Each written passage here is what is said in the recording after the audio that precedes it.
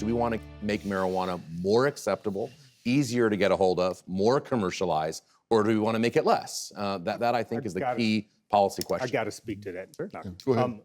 Just real quick, regarding the gateway theory. Yeah. There's one thing for sure, it's a gateway into our criminal justice system. Second, under prohibition, when people are buying marijuana, they buy it from people who are selling other drugs. And this is what we've seen in policing. So you go out and you buy your marijuana, and what I do as someone selling you your marijuana, I upsell you. I don't even have to sell you heroin or coke. I can give it to you. Meth or anything else, PCP, I'll give it to you for you to sample after you buy the marijuana from me, because I want you to get addicted to these stronger drugs to come back to me now as a cocaine user, a crack user, or a heroin user. That's the illicit market, and that's just one of the many examples, one of the many problems that we have with an illicit market, and the potency, upselling, again, children being involved, the gun violence, and I'll keep coming back to that gun violence that any police chief in this country will speak to you about regarding the gun violence and the illicit drug trade, and that gun violence is the foundation of most of the violence that we have. That's the point I wanted to respond to earlier about if I can just point that underground market brief, is that first of all, under legalization, we don't get rid of drug dealers.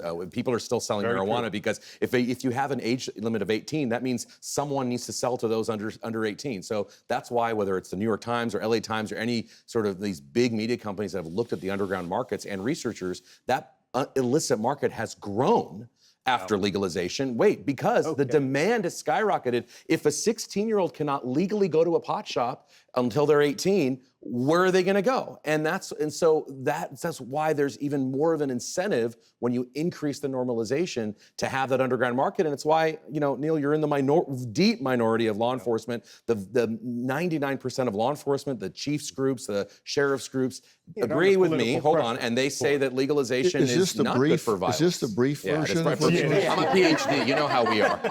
You know how PhDs are. Bre and Char have both worked at marijuana dispensaries as bud tenders. They say they've helped people of all legal ages and all walks of life to make informed decisions about their marijuana use. So what exactly is a bud tender? Char, explain that.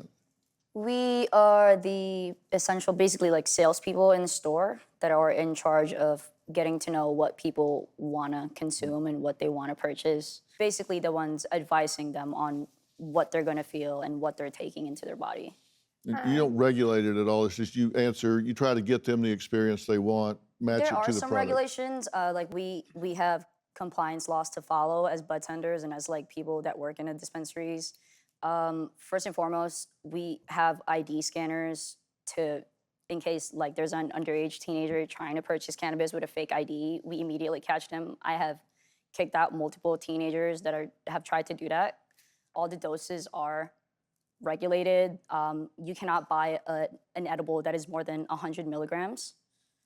It's typically either not even in a single dose, it's always in 10 doses or 20 doses. So it's between 5 to 10 milligrams, which are all pretty low.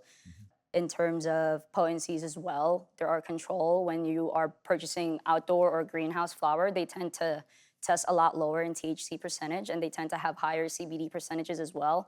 And there are those that want to use it recreationally with like super high levels of THC, and they choose to do those because those are where their tolerances are. Bre, go ahead. I started as a bud tender. I also worked for the first cafe where we had different, where you could smoke and eat, different generations. And then I just graduated in May with my master's in cannabis science and therapeutics from the University of Maryland, Baltimore, the first pharmacy program. So I've, in my small amount of time, I've had a lot of experience, and ultimately why I went and got my degree was because at 21, I was having people of all different ages, walks of life coming in. Some people just wanted to get high, whether they just wanted to get that experience. I always asked, what are you trying to get from this experience? Well, my friend told me to get the highest percentage in the indica, and I said, well, what are you doing? Going to a concert? No, why would you want that? So many people are still shocked when it's like, why the highest percentage? That's why bud tenders are so important. And that's why our education, our conversation, always asking, have you consumed before? What is your tolerance level? What are you comfortable consuming? Do you have a story or a question for me? Click the link in the description and tell me what in the world is going on.